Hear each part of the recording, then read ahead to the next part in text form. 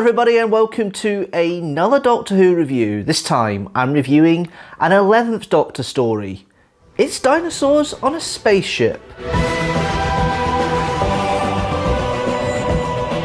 So let's go into the plot of this story. The Doctor is going around figures of history creating a gang, including a poacher called Riddle and Nefertiti, Queen of Egypt. He then enlists Rory and Amy and take, by mistake, Rory's father, Brian. They've ended up in 2367 after the Canadian Army has asked the Doctor to try and help them to divert a ship that seems to be on a collision course for Earth. The crew then end up on the ship and find it is an abandoned Silurian Ark. It had actually not been abandoned at all. Genocide had been committed by a pirate called Solomon, who wanted the cargo of the dinosaurs that happened to be on the spaceship for himself. The Doctor, Amy, Rory and Brian are still trying to get the ship to turn away from Earth. And as it gets close, the army down on Earth decides to shoot missiles to destroy it. The Doctor manages, with the help of Rory and Brian, to steer it away from Earth. However, the missiles are still fixed to the position of the ship and are tracking it. The Doctor realises that Solomon has managed to fly his own ship into the Ark and then changes the tracking signal in Solomon's ship for the missiles to follow him. Solomon is then quickly killed. The Earth is saved and the Silurian Ark goes off into the distance. That's really your story plot, this Chris Chibnall written story. It's the first one he does in Series 7. The other one is The Power of Three, which you'll see up there, because I've already reviewed it a few months ago, quite ironically. So yeah, double whammy of Chibnall this year, and maybe not for the stories that he's more derided for. At least that's the opinion that people have out there. I'm kind of in the middle, but you'll get them when Jodie's stories start coming up a bit more often, which they will start doing. So let's go into the characters. We have Matt Smith playing the Doctor. Maybe it's just the way it's written, maybe the way it's been put together, but Matt Smith is carrying a lot of heavy weight here. He's been given basic lines and then uses his character to go through it. There's not really much writing within the writing for the 11th Doctor's character. It's Matt Smith carrying it through. Don't get me wrong, the lines he gets, he performs perfectly like all the Doctors do. However, I think in this case there's a little bit of a difficulty when it comes to the performance, because I think the focus is more on Rory, Brian and Amy on this one than it is on the others, on the Doctor. I mean, Matt Smith performs it well. He's still a fun Doctor. That cheeky, chappy, mad professor character he's built over the previous 2 seasons is definitely there. But it kind of lacks something from the previous 2 seasons, and I'm not quite sure what it is. But Matt Smith is definitely carrying the load here. And very much carrying the writing for the character. Much of it is based on Matt Smith's performance more than actually what's been written for him, which I think is a slight disappointment. But as I say, Matt Smith, wherever he gets, he knocks it out the park, and he's actually added to it to make it more of a fun story for me. We've then got Amy Pond, played by Karen Gillan. There's all these hints in these first 5 episodes of Series 7 do indicate that Amy and Rory are not long for the series. All these hints and the big breaks, because she mentioned it was, 2 years or something since they last met up in the Asylum of the Daleks, and now that Amy is in her 30s. So it's really getting to the stage now where they're getting older, and they're starting to think about living their lives without the Doctor, although that fun that they have is there.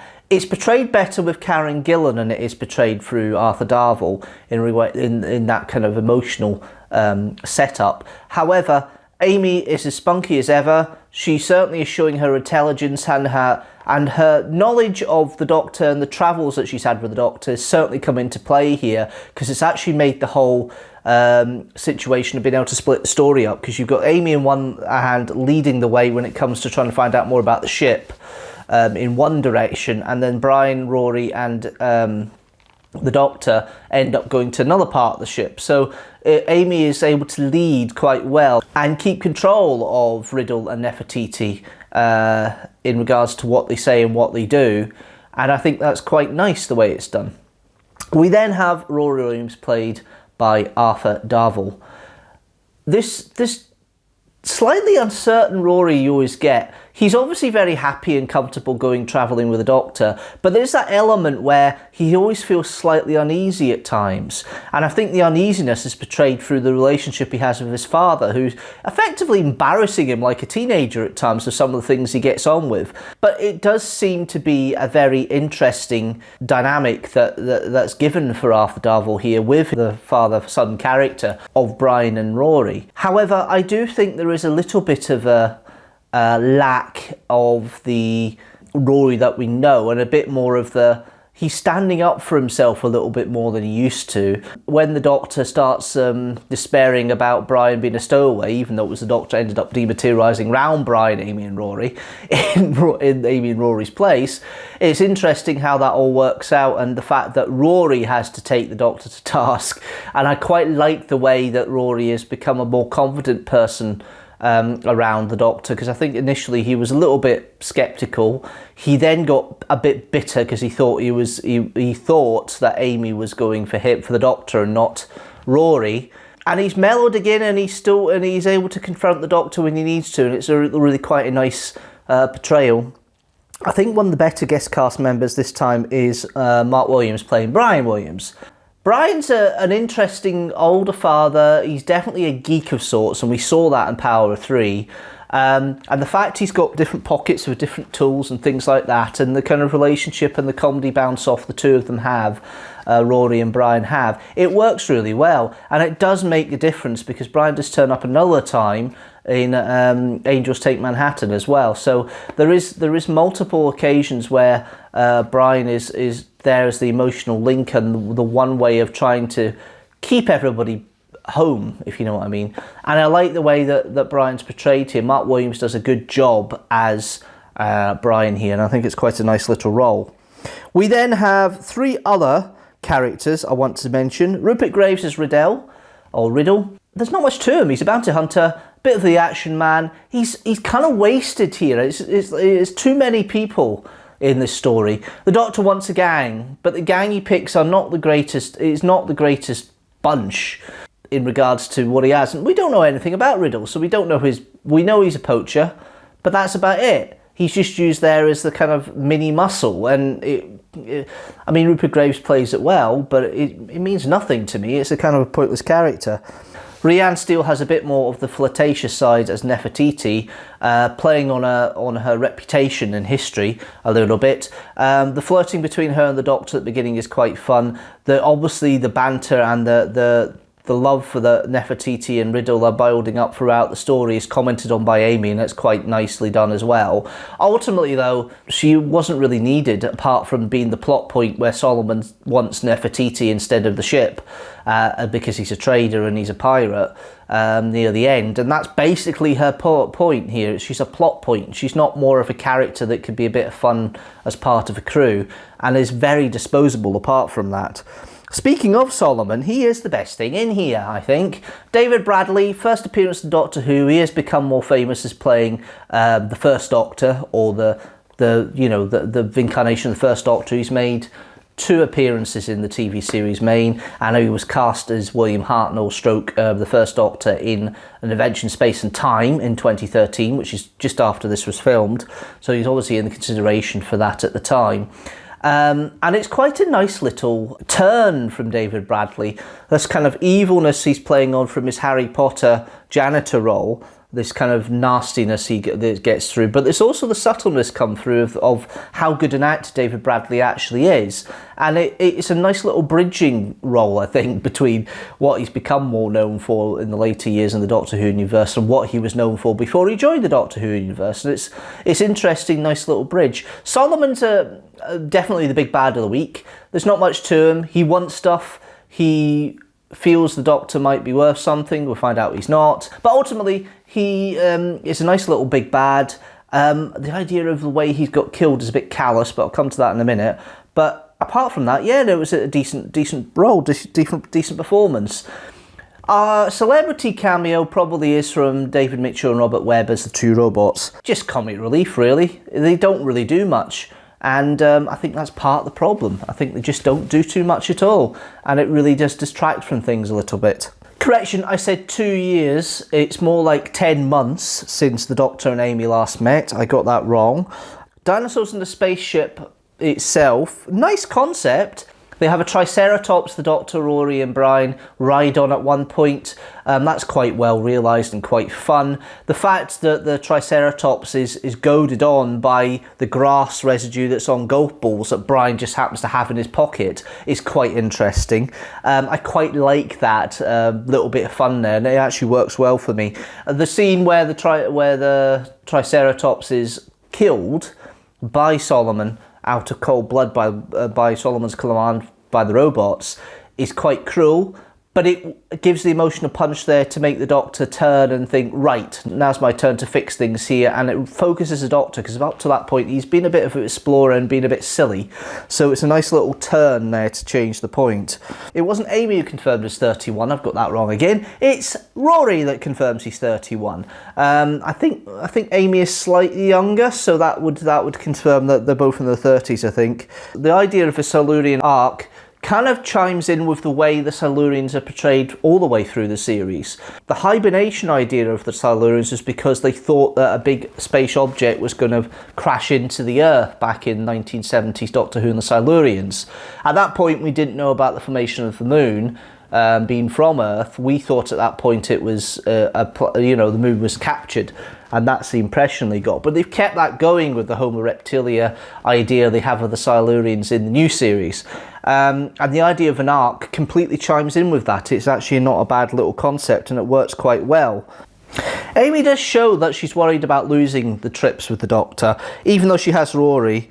And it's interesting how that emotional bond is building up, and it builds up even more in Power of Three, with that scene between the Doctor and Amy just outside the Tower of London during the time when the boxes are starting to cause problems. But ultimately, this emotional relationship with Amy is probably seeded a bit early in the season, especially in stories like this. I think it works quite well, and I think it's a nice little touch point. The rating-wise, it's Chris Chibnall been asked to fill in and do a gap. The setup is fun, but it doesn't have much of a payoff at the end. And the fact the Doctor is a bit more callous in killing Solomon is out of character just a little bit, but that's probably been triggered by the destruction of the Silurians before the Doctor and his crew turned up, and the killing of the Triceratops by the robots later on. It's an interesting way of getting justice there, and shows the darker side of the Doctor that you don't normally see, because the Doctor usually tries not to kill. This time he's made it clear that Solomon will die, and that stuck in my craw the first time round. It stuck in my craw a bit this time as well. It's an interesting concept, but it doesn't quite get there for me. The writing overall, I think, is actually slightly more consistent in this one than the Power of Three. As I say, the Power of Three has a great build-up and then it just dies.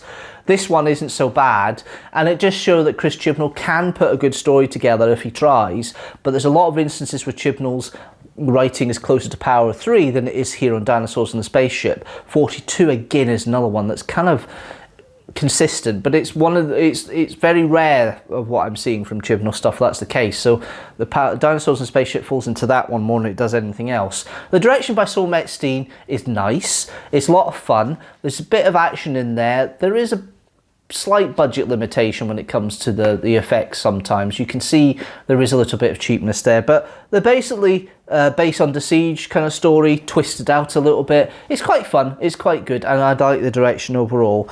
Murray Gold's music isn't really intrusive. You do get I Am the Doctor come in variations of at some points, but ultimately it doesn't intrude in the story. It's actually quite a fun musical score for this one, and it works quite well, I think. Overall, it's an okay story. It's a bit take your brain out at times, but it is a story that doesn't justify having such a low rating that some people give it. I'm going to go more or less in the middle with 3 TARDISes out of 5. Okay, let's see how that story stacks up with the rest of the TV stories in the Matt Smith era I've reviewed so far, and also the TV stories overall that I've reviewed so far. Dinosaurs and a Spaceship fits in with 4 other stories that have 3 TARDISes out of 5. The Name of the Doctor, Nightmare and Silver, Hyde, and The Power of 3. At the top of the Matt Smith era is The Day of the Doctor with 4.5 TARDISes out of 5. Overall, there are still 2 stories with 2.5 TARDISes out of 5. They are Time Lash and Sleep No More, and at the top, including The Day of the Doctor, there are 6 other stories that have 4.5 TARDISes out of 5. They are The Happiness Patrol, Inferno, The Caves of Androzani, The Tomb of the Cybermen, Dalek, and The End of Time. That's it for me and this Doctor Who review. Tell me what you think about Dinosaurs on a Spaceship. Leave a comment down below. Did you like it? Leave a comment down below. Did you not like it? Leave a comment down below. If you like this video, please like it, share it with the hashtag teamstructor, and hit that subscribe button and the notification bell so you know when a new video comes out. General new video every Sunday at 4 PM GMT, which is the case with next Sunday, and 6 facts, and it will be on Christopher Columbus. The following week, it's Who Month, and it could be 4, it could be 6, it could be 8. Haven't decided yet how many stories you're going to get, but a month of Doctor Who reviews, and hopefully you can join me for that. But until next time, guys, thank you very much for watching as always, and you know what? I'll see you later.